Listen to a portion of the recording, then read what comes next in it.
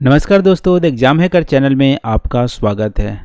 जैसा कि दोस्तों हम लोग यूपीएससी के प्रीवियस ईयर के ज्योग्राफी के जो क्वेश्चन है उसको हम लोग स्टडी कर रहे हैं। तो आज की इस वीडियो में हम लोग दोस्तों इंडस्ट्रियलाइजेशन, डी इंडस्ट्रियलाइजेशन के बारे में यहाँ पे थोड़ा सा डिस्कस करने वाले हैं। तो यहाँ पे एक क्वेश्चन है दोस्तों, a large scale global shift in manufacturing is the outcome of deindustrialisation in the developed world match by industrialisation in the developing world. Analyse this statement. विनिर्माण में बड़े पैमाने पर वैश्विक स्थानांतरण विकसित संसार में विद्योगीकरण का परिणाम है और जो विकासशील संसार में औद्योगिकरण के बराबर है। इस कथन का विश्लेषण कीजिए। तो दोस्तों इस जो टॉपिक है, इसमें जो क्वेश्चन है इसमें आपसे पूछ रहा है कि जैसे मान लो पूरे वर्ल्ड में दो टाइप की कंट्रीज हैं, एक है डेवलप्ड और एक है डेवलपिंग कंट्री। तो डेवलप्ड वर्ल्ड में जो डी इंडस्ट्रियलाइजेशन हो रही है, ठीक है, डी इंडस्ट्रियलाइजेशन हो रही है, तो डी इंडस्ट्रियलाइजेशन जितनी हो रही है वो डेवलपिंग कंट्री में इंडस्ट्रियलाइजेशन हो रही है। यानी यहाँ पे ग्लोबल शिफ्ट देखने को मिल रहा है कि वहाँ से कंपनी, मैन्युफैक्चरिंग जो कंपनी है वहाँ से डेवलप्ड कंट्री से निकल के डेवलपिंग कंट्री की ओर आ रही है। यानी यहाँ पे शिफ्टिंग हो रहा है मैन्युफैक्चरिंग इंडस्ट्रीज का, ऐसा स्टेटमेंट बन रहा है। इस स्टेटमेंट को आपको एनालाइज करना है और आपको इसमें एनालाइज करके या तो प्रूव करना है या इसके आप लिमिटेशन भी बता सकते हैं। तो यहाँ पे क्वेश्चन क्या बोल रहा है दोस्तों कि जो डेवलप्ड कंट्रीज हैं जैसे USA, France, Germany, UK, Japan, यहाँ से मैन्युफैक्चरिंग वाले जो इंडस्ट्रीज़ हैं उनका यहाँ पे कमी आ रही है और जो इंडस्ट्री यहाँ से निकल के डेवलपिंग कंट्री जैसे इंडिया, चाइना, वियतनाम, इंडोनेशिया यहाँ पे आके सेटल हो रही है। और ये दोनों जो हो रही है वो दोनों को मैच करती है। यानी कि यहाँ एक जगह इंडस्ट्रियलाइजेशन हो रहा है, एक जगह इंडस्ट्रियलाइजेशन हो रहा है। इस स्टेटमेंट को आपको यहाँ पे एनालाइज करना है। तो दोस्तों जैसा पता होगा कि डी इंडस्ट्रियलाइजेशन का मतलब क्या है। डी इंडस्ट्रियलाइजेशन का मतलब है कि मैन्युफैक्चरिंग जो सेक्टर है, एम्प्लॉयमेंट वहाँ पे उसका डिक्लाइन हो रहा है। मान लो किसी भी कंट्री जो इंडस्ट्रियलाइज कंट्री है, मान लो जर्मनी का है, तो जर्मनी में अभी यदि मैन्युफैक्चरिंग एक्टिविटीज़ में यदि 30% एम्प्लॉयमेंट 30% जो पॉपुलेशन है मैन्युफैक्चरिंग एक्टिविटीज़ में लगी हुई है, यदि डी इंडस्ट्रियलाइजेशन होगा तो क्या होगा, धीमे धीमे जो 30% थी उसका जो परसेंटेज था 25% होने लगेगा, फिर 20% हो जाएगा। यानी कि मैन्युफैक्चरिंग एक्टिविटीज़ में जो पब्लिक लगी हुई थी उनकी जो नंबर हैं वो धीमे धीमे घट रहे हैं, परसेंटेज हैं घट रहे हैं। और दूसरा क्या है डी इंडस्ट्रियलाइजेशन का मतलब कि मैन्युफैक्चरिंग का जो शेयर है जीडीपी में वो भी घट रहा है। मान लो जर्मनी में मान लो कि अभी 80% जो जीडीपी है जर्मनी की मैन्युफैक्चरिंग सेक्टर से आती है, लेकिन धीमे धीमे 75% हो रही है, 70% हो रही है।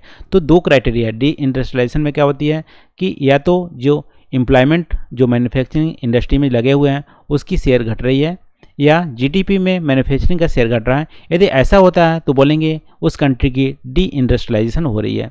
देखो डी इंडस्ट्रियलाइजेशन दो तरह के हो सकती है, यानी दो कंट्री में हो सकती है।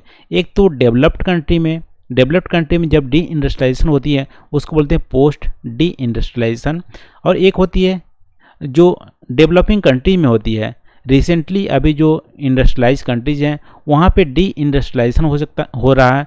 वहाँ पे इसलिए नहीं होता है कि मैच्योरिटी आ गई है, वहाँ पे इसलिए होता है क्योंकि पॉलिटिकल इनस्टेबिलिटी है या उनको फ्यूचर वहाँ पे नहीं दिखता। दूसरी जगह जो अच्छा मौका दिखता है तो वहाँ पे इंडस्ट्रीज़ की जो है वहाँ पे गायब होना चालू करती है, तो उसको बोलते हैं प्री मैच्योर इंडस्ट्रियलाइजेशन। देखो दोनों को एग्जाम्पल से समझते हैं।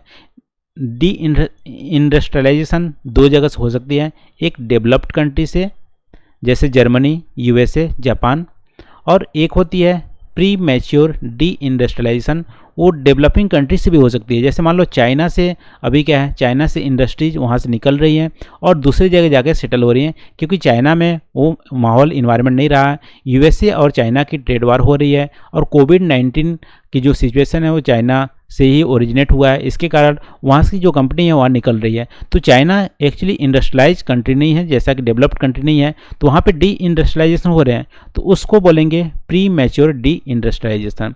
देखो ये दोनों ही क्या होती है, दूसरे कंट्री डेवलपिंग कंट्री में जाकर सेटल होती है, तो दोनों का प्रोसेस सेम है। तो एक एक करके यहाँ आप देख लेते हैं कि मान लो प्री मैच्योर डी इंडस्ट्रियलाइजेशन होती है। चाइना से अभी क्या हो रही है, बहुत सारे जो कंपनीज है मैन्युफैक्चरिंग कंपनी, वो क्या है वहाँ से निकल के जो डेवलपिंग कंट्री है जैसे इंडिया हो गया, वियतनाम हो गया, फिलीपींस हो गया, ताइवान हो गया, यहाँ पे जाके सेटल हो रही है। तो अभी के कंडीशन में देखें तो चाइना की अभी रिसेंटली एक न्यूज आया था कि 56 जो कंपनी थी चाइना से बाहर निकलने का प्लानिंग कर रही है, और 56 कंट्री में 26 जो कंट्री 56 जो कंपनी है उसमें से 26 जो कंपनी है वो वियतनाम में जाकर सेटल हो रही है, 11 ताइवान में, 8 थाईलैंड में, 3 इंडिया में सेटल हो रही है।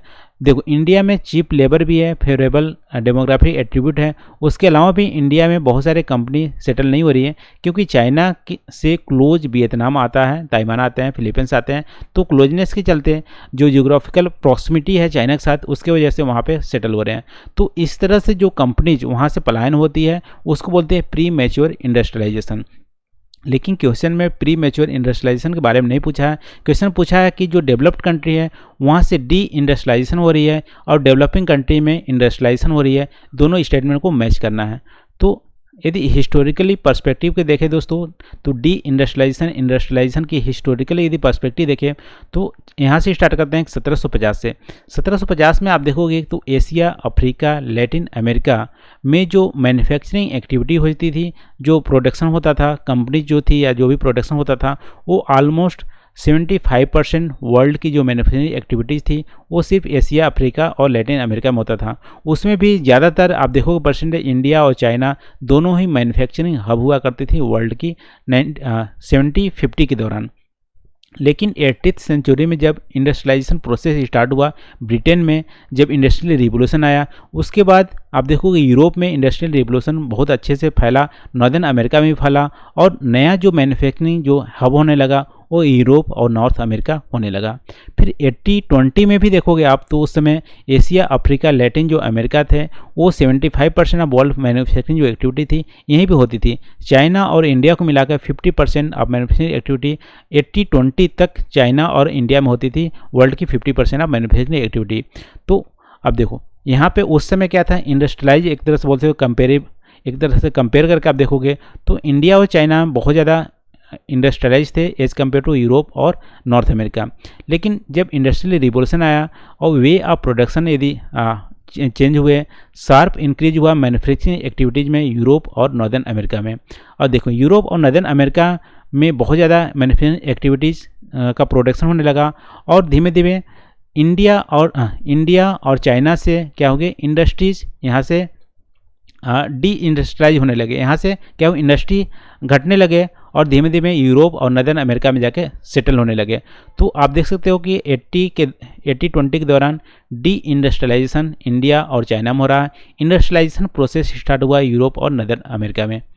तो बिटवीन आप देखोगे 80-30 और 1913 यानी 1913 के दौरान आप देखोगे तो एशिया, अफ्रीका, लैटिन अमेरिका में मैन्युफैक्चरिंग जो प्रोडक्शन था उसकी शेयर डिक्लाइन हो गई 60%, यानी 80-30 में 60% था और 1913 में 7.5% हो गया। यानी जहाँ पे देखो पहले 75% जो वर्ल्ड की जो प्रोडक्शन होती थी इस जगह होती थी, अब 1913 में 7.5% रह गई और यूरोप और नॉर्थ अमेरिका यहाँ पे इंडस्ट्रियलाइज होने लगे, इंडस्ट्रियलाइज हो गए और वहाँ पे प्रोडक्शन आप देखोगे 92.5% हो गई वर्ल्ड की, यानी मैन्युफैक्चरिंग हब बन गया यूरोप और नॉर्दर्न अमेरिका। तो इस तरह से 80 या 19 जो सेंचुरी थी उसके दौरान इंडस्ट्रियलाइजेशन कहाँ हुआ, यूरोप और नॉर्दर्न अमेरिका में, और डी इंडस्ट्रियलाइजेशन हुआ कहाँ पे, चाइना और इंडिया में।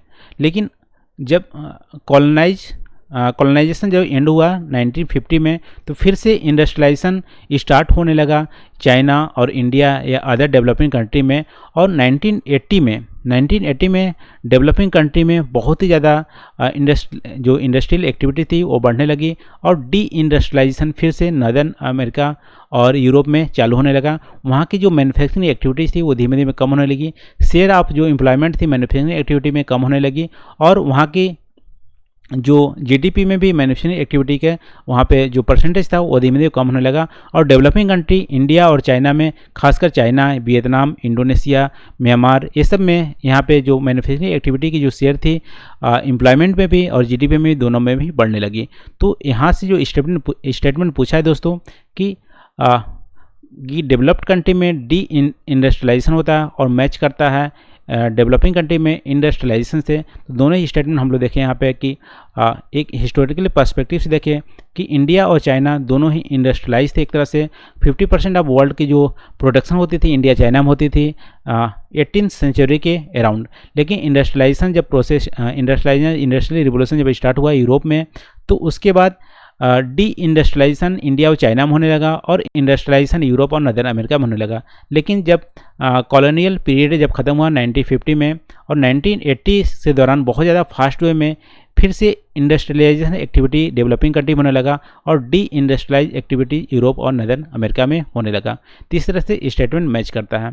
तो दोस्तों एक बेसिक यहाँ पे कॉन्सेप्ट और बता देना चाहता हूँ कि जो एक इकोनॉमिक जो ग्रोथ होती है एक सीक्वेंस ऑर्डर में होती है जनरली। पहले एग्रीकल्चर में बहुत ज़्यादा जो एम्प्लॉयमेंट होती है एग्रीकल्चर में होती है, फिर मैन्युफैक्चरिंग एक्टिविटीज़ में जाती है, फिर सर्विस एक्टिविटीज़ में आती है, सर्विस सेक्टर वाले एक्टिविटीज़ में आती है। तो अभी जो यूरोप का दौर है, तो यूरोप में सबसे पहले एग्रीकल्चर एक्टिविटीज़ में ज़्यादा पॉपुलेशन थी, लेकिन जो 18th सेंचुरी थे उसमें मैन्युफैक्चरिंग में आने लगे। और अभी का दौर है कि वहाँ पर जो पॉपुलेशन है majority of population service sector में ज़्यादा होने लगे। मैन्युफैक्चरिंग में वहाँ पे एम्प्लॉयमेंट कम होने लगी क्योंकि वहाँ की जो population high level of literacy होने लगा और बहुत ज़्यादा लेज्योर लाइफ जीने लगे। तो वहाँ पर मैन्युफैक्चरिंग एक्टिविटी में एम्प्लॉयमेंट कम होने लगी और साथ साथ वहाँ पे जो जीडीपी में शेयर मैन्युफैक्चरिंग एक्टिविटीज़ कम होने लगी। तो इसकी वजह से यहाँ पे जो मैन्युफैक्चरिंग एक्टिविटीज़ जो हो रही थी वो जो कंपनीज थी डेवलपिंग कंट्री में इन्वेस्ट करने लगे और यहाँ पे डेवलपिंग कंट्री में मैन्युफैक्चरिंग एक्टिविटी ज़्यादा होने लगा। तो डेवलपिंग कंट्री में अभी सेकेंड लेवल ऑफ डेवलपमेंट है, कहाँ पे एग्रीकल्चर से मैन्युफैक्चरिंग में आने लगे हैं। लेकिन जो इंडस्ट्रियलाइज कंट्री डेवलप कंट्री है वो third level of economic development होगी, वो मैन्युफैक्चरिंग से हट के सर्विस सेक्टर में ज़्यादा वहाँ पे एम्प्लॉयमेंट होने लगी। तो इस तरह से एक सीक्वेंस ऑर्डर में डेवलपमेंट होता है। और जैसा स्टेटमेंट पूछा था दोस्तों हम लोग यहाँ पे अच्छे से डिस्कस किए। आई होप आपको जो क्वेश्चन हम लोग आज डिस्कस किए हैं आपको पसंद आए होंगे। तो आज के लिए बस इतना ही। Thank you for watching. मिलते हैं अगले वीडियो में नए टॉपिक के साथ। Thank you.